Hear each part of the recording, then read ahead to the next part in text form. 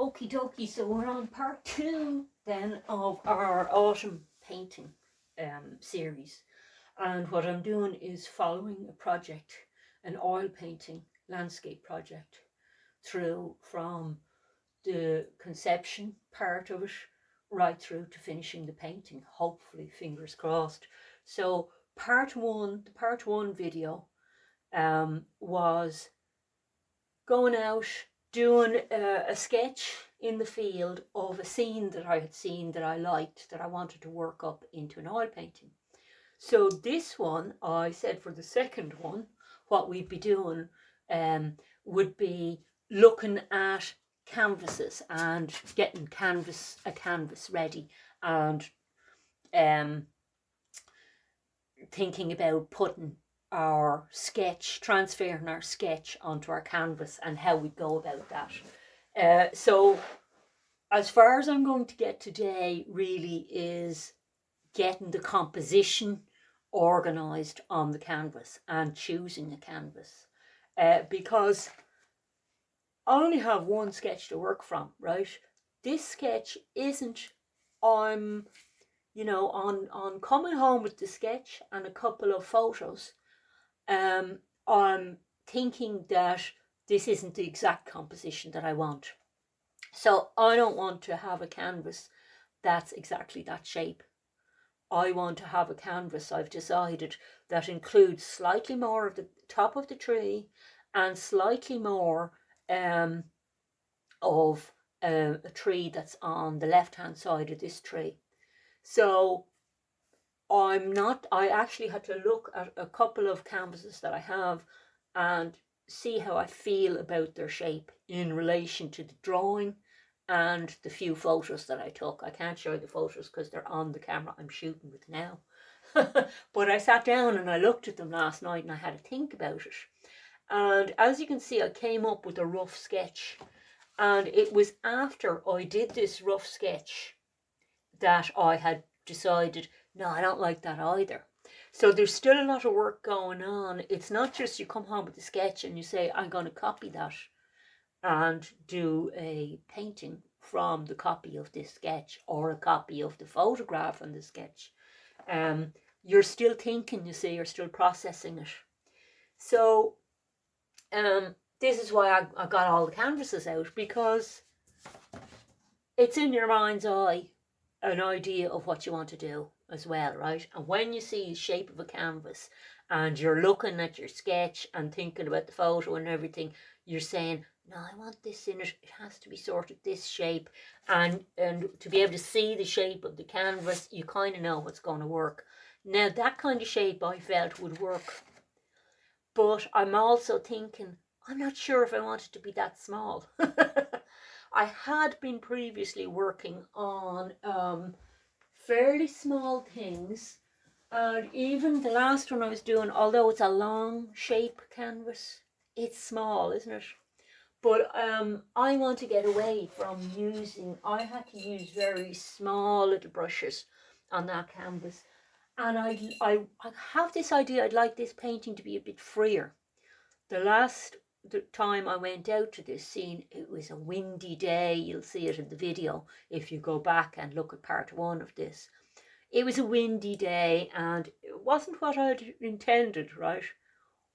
But that's going to get into the painting somehow. Every time you go back to visit a site of the painting that you want, that feeds into the painting somehow, right? A painting can be done from a photograph. I don't usually work that way just from photographs because of this very reason, that I like a painting to have a little bit of a history of all the times you've ever been to that place, right? And a little bit of each visit gets painted in. For example, even in yesterday's sketch, you could see a lot of energy going into some of the drawing that had to do with the fact it was very windy, exciting sort of weather with rain and wind. So, it's it's a far cry from the painting that I'd envisaged first when I went to the scene, and it was a very peaceful day. But perhaps it'll keep evolving as I'm painting. But I won't get to that phase until I decide about composition. And so, you know I want something that's very slightly rectangular that way, because I want to get more than this tree in on this side, right? I could have gone even very slightly more rectangular. Don't have a suitable canvas for it though. And I wanted a little bit more freer brushstrokey maybe, because I want a lot of sort of energized feel to it, because the last few things I did were pretty tight. So, I'm just looking forward to doing something a bit energized. So I had a look at a bigger canvas, right? I have a couple of options. Square. I went through a phase thinking, yeah, maybe square would work. And that is where I started doing a rough sketch to try and place the thing. So you see the way that was somewhere along the size of that canvas. That was the point at which I decided, no, hang on, I want those trees in, I want it longer.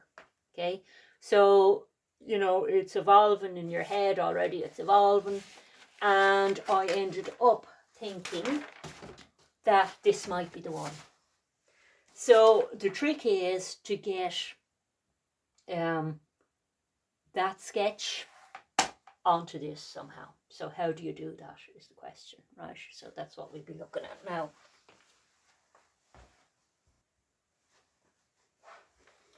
Okay, so here's a consideration for you, right? When you buy a canvas, what price was the canvas?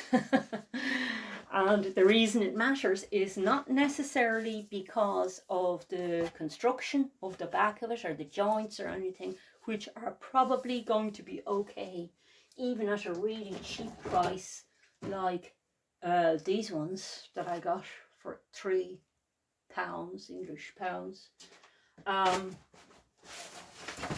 They're going to be put together okay if they're cheap, but unless they're expensive canvases, probably the primer for the canvas is not going to be, they're not going to have put enough on, or else the other problem can be that it's a kind of a greasy surface that's not very nice. And a way of checking whether your primer is too thin on it is to hold that up to the light, and if you can see through it, any little holes or anything that you can see, you know that they haven't got enough primer on it. They usually only put like one coat on it on the cheap ones. You're going to need to put your own primer on it, and I put on primer 3 coats with this, and I will show you, like, how I put that on later. You don't slap it on, you see, so that's why I want to just show you. That'll take me 3 nights in a row to do this, but I'll show you why it's so important to do that on a painting that I didn't do it on. Okay, so you see this one looks okay in the front, but I abandoned it because I realized when I was painting something was going wrong just by the feel of it. And when I looked in the back, I could see all the oil coming through from the oil paint, because it was very badly primed. There wasn't enough primer on it. And the effect of that is when you paint, the paint goes all chalky, and it just sucks all the oil out of the paint, and it's very frustrating to paint on, and just looks very ugly and chalky and everything. So it's worth putting in time into priming the thing. And primer isn't necessarily a terribly cheap thing to buy, but I still have a couple of buckets of it left, and it's lasted me years. So I'm going to show you how to prime. The other thing I'm going to show you, and we'll just talk about that first, is techniques of transferring your drawing. Now, obviously this drawing would have to be scaled up, wouldn't it? So you saw the way I was messing around with this very cheap kind of sugar paper, they call it, or newsprint they call it sometimes. to put together the right size for the canvas, just very roughly. It's all held together with masking tape and everything. Trying out a very rough drawing. So I wasn't transferring up the drawing very carefully or anything. Because I was going to do most of the work on the canvas itself. There are times when you've done a very good drawing and you say, well, it would be a pity to waste that drawing. And I used to do this a lot with portraits. This is an old portrait. And what I used to do was, if I had a good drawing, I'd use the drawing to transfer, and sometimes I'd draw directly on the drawing, or if I didn't want to ruin the drawing, I'd put tracing paper over the drawing. And then behind this, I'd mask and tape on a little bit of carbon paper, and I'm annoyed I couldn't find any carbon paper to show you. I have a few sheets knocking around the place somewhere, but it's the stuff that they used to use on typewriters.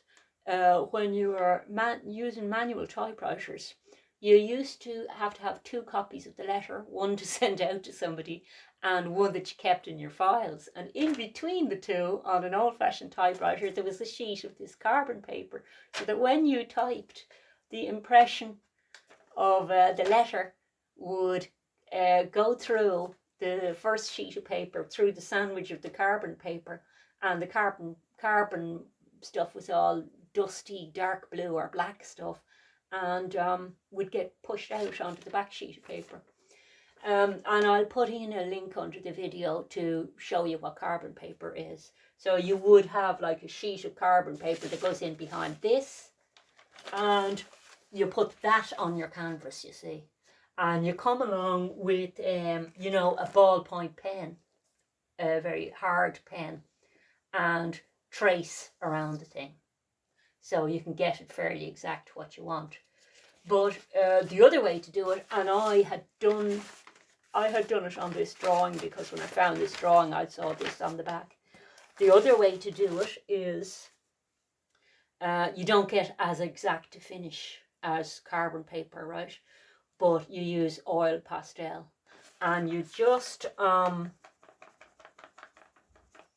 draw with your oil pastel on the back, and then you come along on the front and draw wherever the mark is you want, and it'll leave a bit of a mark on your canvas, right?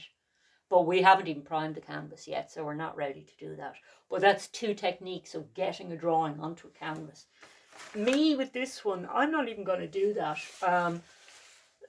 When I get a better version of the drawing, I won't even bother. I'm so used to doing this at this stage. I'll just freehand draw the other tree. Once I have this as the template kind of for, you know, being able to see where I want things in the painting, so that I'm not going to, you know, start painting things and then have quite a bit done before I realise I'd quite like the tree, you know, 5 millimeters more to the left, you know. That can happen in the middle of a painting.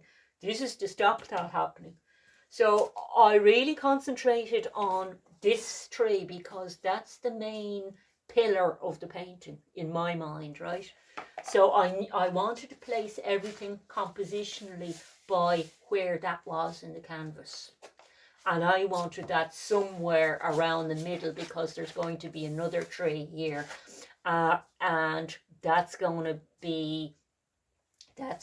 make a, you know, 1/3, 2/3 kind of feeling to the thing, with the triangle of this curve moving up here for the little road. And it doesn't look like much, there's only a few marks on a piece of paper there, but when it gets onto the canvas, it'll make a lot more sense. And I'm not transferring it yet, because, as I say, I have to prime that first over 3 nights, because I'll put a layer on a night, and I'll show you now how I'm going about priming it. Just for demo purposes, I have this on the floor, and I normally would do it on the floor on a piece of newspaper. it's on the brush fairly thick, but when you watch what I'm doing, I'm actually not going to be that thick with it. It's just this gesso has gone a bit old. It's a bit lumpier than it should be. I'm going mainly one direction in it, right? Now there's a little bit of blendy goes on,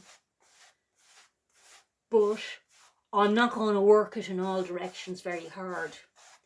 Apart from anything else, the canvas can go very baggy. Now it'll tighten up as it dries again, and most canvases are stretched fairly well, but each layer should be going in one direction mostly. So when I come along, I'm going to let that dry for a day after I continue on like that, doing the whole thing. And little, I wouldn't worry too much about little brush strokes in it. You can gently go the other direction, but very, very lightly, right? There, you know, you don't want to be, a lot of people are really oafish about this. You're trying to get a fine finish on the thing, you know. You're not building a barn. So that's all going one direction. Then I'll let it dry for a day. Then I'll come along and I'll go only this direction. Okay. Then the third day I'll come along and go in the other direction. Now I showed you a painting I was doing earlier, and this is a good technique for keeping you working, right? Because there's a period between paintings that if you don't have an enthusiasm going to start another painting, you can get out of your routine and lose interest and wander off and do something else. So the fact that this yoke has more to do, I'd have another few days work, and that's very hard to tell exactly how long, but you know, that's going to take me 3 days to be ready to even get underpainting done on anyway. So I'm glad I have something else to work on while I'm doing that. And then this one will be put aside, even though it's not going to be completely finished, because what's going to happen is I'm going to let this dry for a period of a few weeks while I'm working on that one. And then hopefully I'll come back to this one and I'll start working on it with glazes, because I want it to be a painting where it's just rained and sunlight is hitting some spots and other spots are in shadow, and you can do that with glaze. So I'm going to have a go at doing that. So you see, I can go straight from one painting to another and then back to the first painting. So there'll be no interruption to workflow or anything, and hopefully I stay enthused for the whole thing. Now, when we get to the third day and that's dry and we're ready to transfer our drawing and get rid of the white basically by doing some underpainting. You want to, when you're transferring the thing, remember that the canvas sits up a bit and is very delicate, and this is why I have that little pile of books there, you see, because you find the thing that's the right height underneath. If you were using that carbon paper method to transfer something, you have to press very hard. So if you have a book or something the correct height, you're able to press hard on it and the canvas isn't moving anywhere. Okay, that'll be the next video. This video, I just wanted to show you how to think about planning your composition so you can choose the right size canvas, and how to get your canvas ready.